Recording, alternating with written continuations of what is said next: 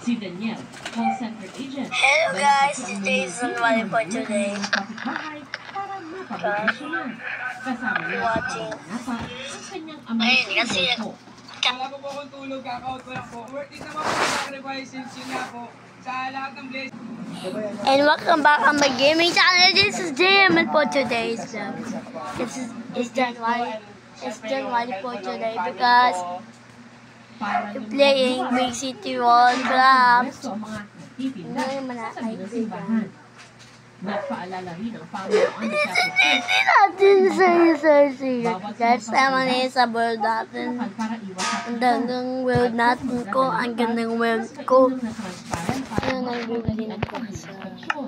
Sa mga may karamdaman at mga bata, mag-abang na lang sa gilid ng kalsada. Kumain bago magsimula ang translasyon. 56, 57, 58, 59, 60.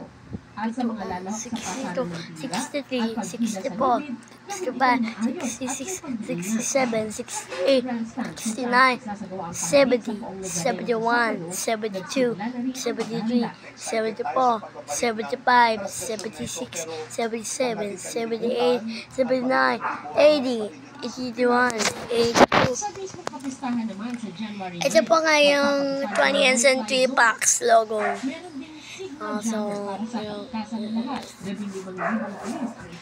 Ayan, namatay na kasi yan sa world ko na yung bagong taon na sa Minecraft world ko. Diba sabi ko yun, hindi ko wala sa birthday ko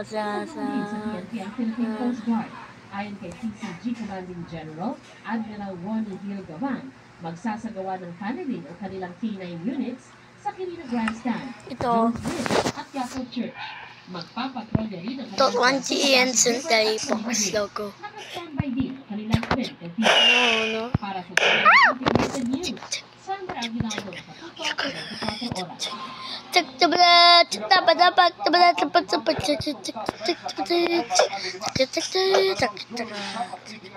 oras.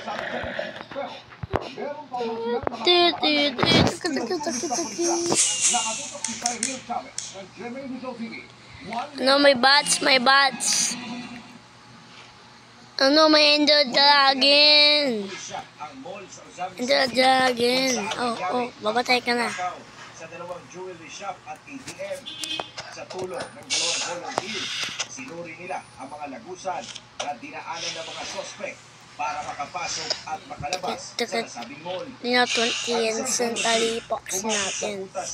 So, build natin ng bahay ko. Ay pumasok sa butas sa drainage sa gilid ng Ngayong nasa pagigito na tayong may produce tayo at saka crafting table. Okay, pinaulan na. Kung may-add tayo, bakit ma-add tayo sa pag-ibig tayo rin. Ang isa sa kanilang unang nahuli na si April John Permanhill, ginawang testigo sa isinagawang case build-up. I want to be something oh my what is is sa PPH shopping online. Doon natin ang bahay. Doon natin ang bahay ko, mga kaibigan. Tapos ngayon yung paipal sa oh my goodness. Doon natin yung bahay ko. Saan? Ito bahay ko. Ito bahay ko.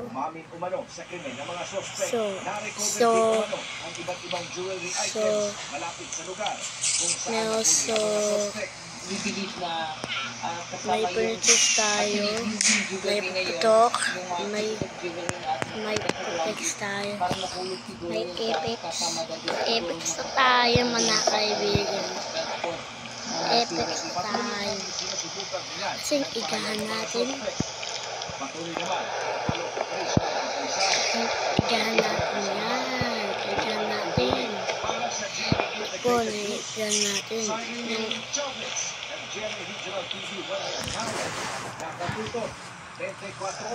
Kanda nata. Handa na tayo! Handa na tayo! Handa na tayo! Eh, handa na tayo! Handa na tayo! Handa na tayo! Handa na tayo! Handa na tayo! Kukusunin Senate Minority Leader Coco Pimentel sa Korte Suprema ang 450 billion pesos na idinagdag ng Kamara sa unprogrammed appropriations ngayong 2022. Labag daw kasi ito sa Konstitusyon. Magsibaba tayo. I am talking to a member of the House of Representatives. Ayan, handa na tayo! Handa na tayo! Case. Enemy! Lang ang hiniling na unprogrammed funds Enemy! Let's go! Kamara at Senado. Kaputukan doon to 2024. 10, 9, 8, 7, 6, 5, 4, 3, 2, 1. Happy New Year! Mga gastusing walang tukol na pagbumubutan ng pondo. Yes, ni Pimentel, pwede ng pondohan ang program appropriations kung mampasatarget ang kita ng gobyerno. Yes, ni Pimentel, hindi Kongreso ang dapat pasingunin ng dagdag. The President must be the one requesting or initiating the budget process. Hey, hey, hey! Oh yeah, baby! It must be lit in the House. Sumayaw na tayo, sumayaw na tayo. Saan dumaan? Para umano i-account Dito na tayo. Sasap Ellen Enemy. kalaunan ay nagkakapondo na para sa mga ito. Dagdag naman Ellen Enemy, let's go. I'm on stand. Ito, may tao natin. May tao na tayo, mga kaibigan. The political mappings, Ibudak sa aming buhay. Hindi tayo sa aming buhay. Hindi ka na aming buhay. magpapatupad ang enacted budget o gagamitin ang budget ng nakaraang taon. Kinukunan pa namin ng pahayag ng liderato ng Kamara. Dito, ang daming tao natin, mga kaibigan. Sobrang masaya natin sa iyo, sa hindi naniwa sa akin Kasama sa binabawalan ng konstitusyon. we have 7 minutes. 7 minutes. Ito po ngayon, yung pagluto natin sa galete. Pagkain na natin, pagkain na tayo sa bakita tayo kasi kanina dito tayo sa kalsada.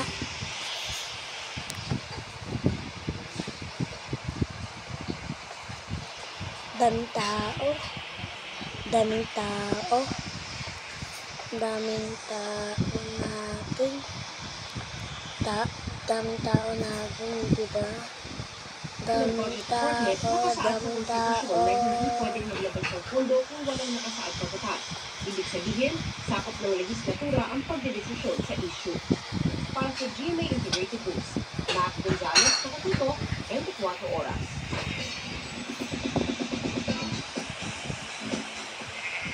2024 is the year of personal growth and more opportunities. Kaya bukod sa hashtag work, manifesting ang work-life balance din this year ang ilang stars.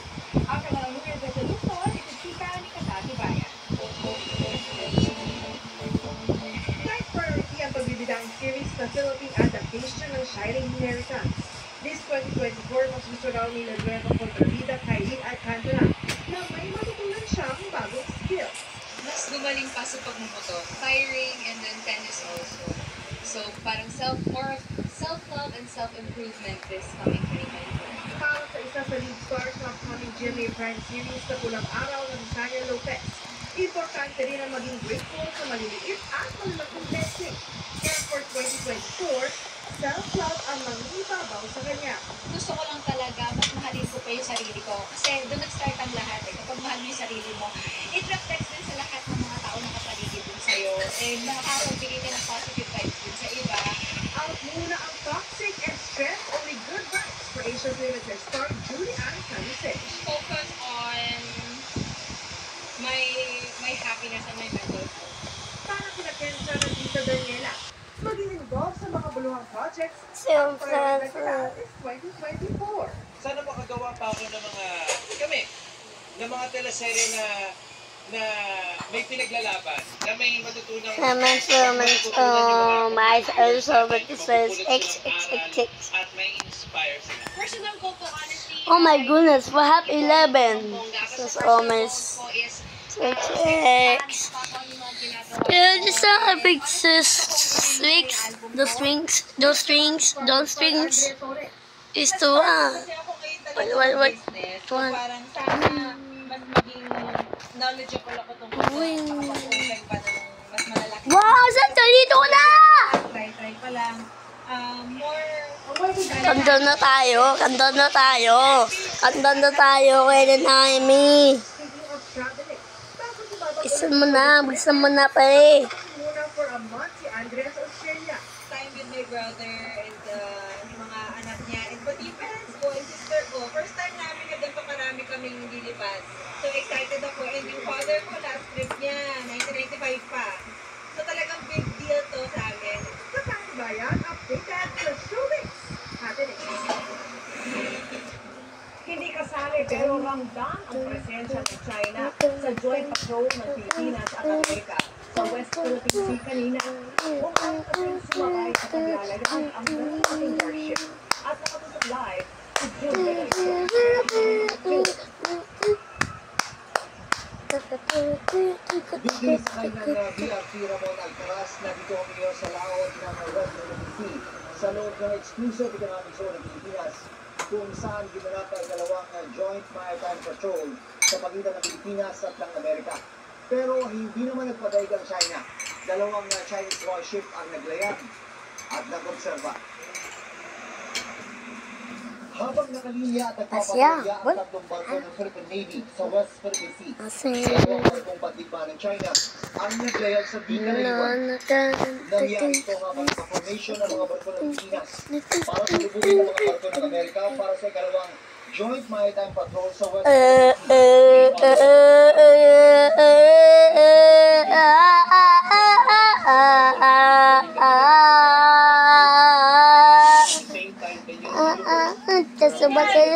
Just open the streets. It's always oh my goodness, there's a lot of people over here.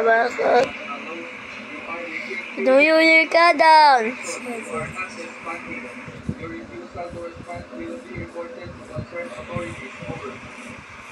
Limang beses ang radio challenge. Walang sagot mula sa Chinese warship. Halos buong araw namang hindi bumitaw sa pag-shadow ang Chinese warship 174 at 570 sa BRP Ramon Alcaraz, Gregorio Tecla at Tata Gertrude ng Philippine Navy. Nakata natin na tayo. Nagpapatuloy pa rin ang ikalawang maritime cooperative activity o joint maritime patrol ng Pilipinas at Amerika sa West Philippine Sea. Nagsagawa ng immigration check. Happy New Year! Happy New Year!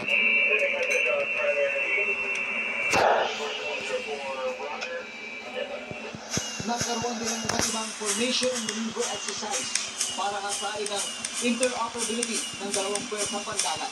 The RPUS wants to use You are the Jesus Christ!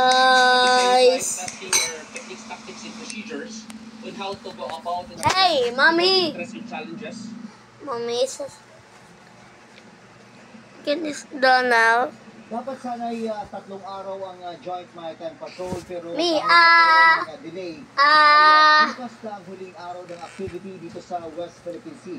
Ganun pa man ay hindi pa rin malayo bukas ay magpakita na naman ang mga warships ng China. Maraming salamat sa iyo, June Veneracion.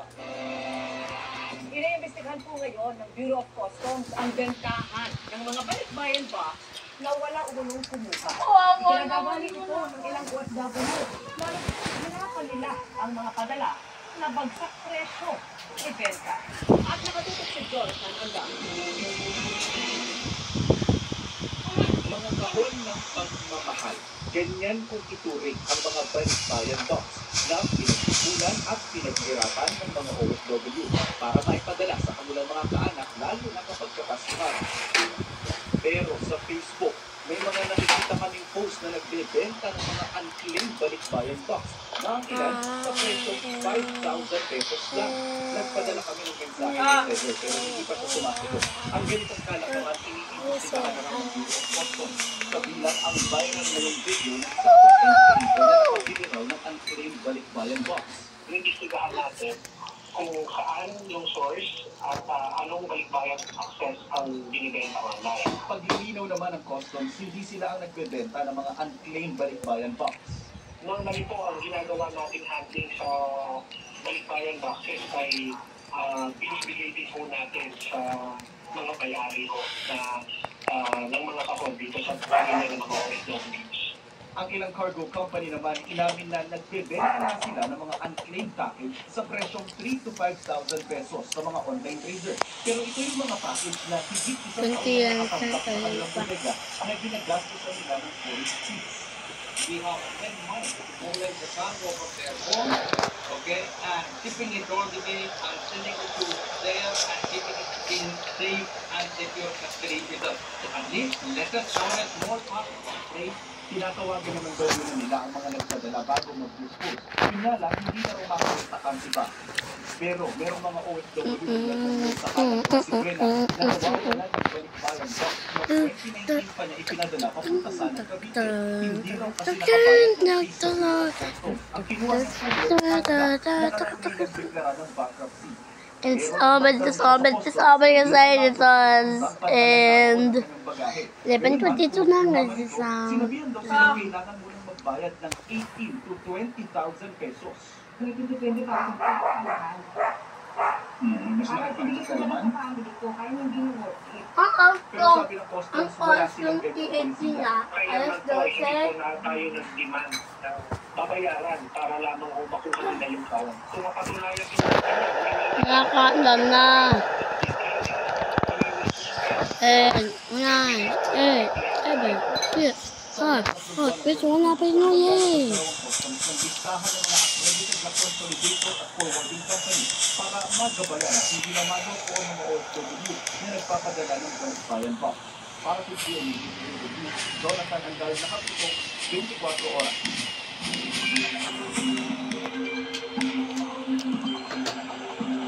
Mga kapuso, sakto sa magandang simula ng taon ng Meteor Shower na mangyayari po bukas. Iyan ang siktang quadrat-speed meteor shower. Ngayon po tuloy na isa sa mga pinakamagandang meteor showers ang taon. Aabot lang naman sa higit 100 bulalakaw kada oras sa piling makita. Kung walang kaulak-ulak at kularo ang ipapawid. Abangan yan hanggang alas 6 sa gabi bukas hanggang bago sumipat ang araw sa Biyernes. Best to see them.